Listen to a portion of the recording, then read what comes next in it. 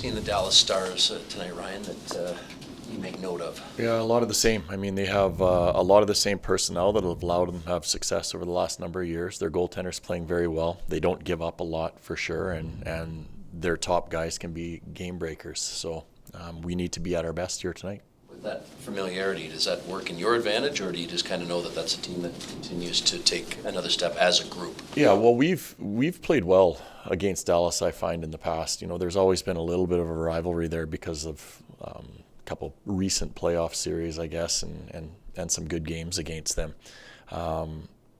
For us, it's just focusing on a really good 60-minute effort, and that's what we need. It's no need to overcomplicate anything. It's making sure that we do things the right way and take care of the puck here.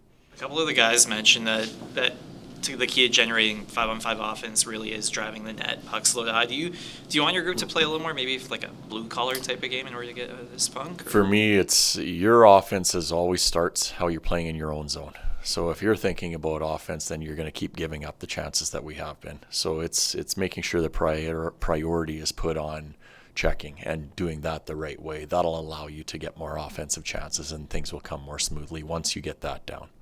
You expect Dubé or Zadorov to play tonight? Yes, I expect one of them to play tonight. So one will not be playing, but one will. Care to divulge which one will be playing or won't? No, Nikita will play. Yeah. Hey, Coach. Jen Hodson from the Western Standard. Hi. I was just wondering if you would comment on the debate about whether players should wear neck guards or not in the NHL, given the circumstances that happened over the weekend in Europe. Mm-hmm. Yeah, it's. I think it's something that's going to be more of a topic over the next little while. I mentioned yesterday that the NHL and the NHLPA have done a good job of bringing in the cut guards for wrists. They all have cut resistant socks now that they wear under their gear. Some players have added different levels of cut guards to their equipment as well in certain areas. So I do think it's something that's going to get a lot of attention over the next little while, and I would assume it is going to be something that will be brought in at some point down the road.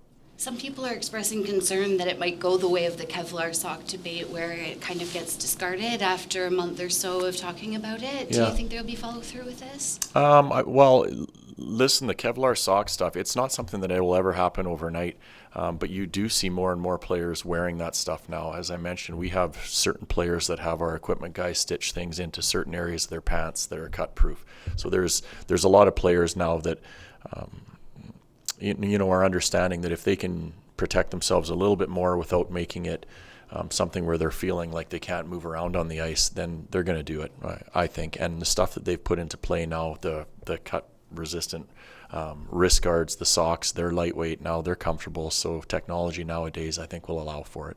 Awesome. Thank you. You're welcome.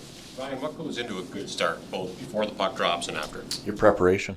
I think that's the biggest thing, Wilsey, is you make sure that you know what's expected of you individually, and then after you go through our team meeting like we had this morning, you have a handle on how we want to play tonight. So making sure you're prepared for the situations that are in front of you. What's your sense of sort of how the internal leaders, the backlines, the alternate captains, how they're messaging or how they're sort of leading this group right now behind the scenes? My sense of it? I think Michael and his group have done a really good job. Like Michael is...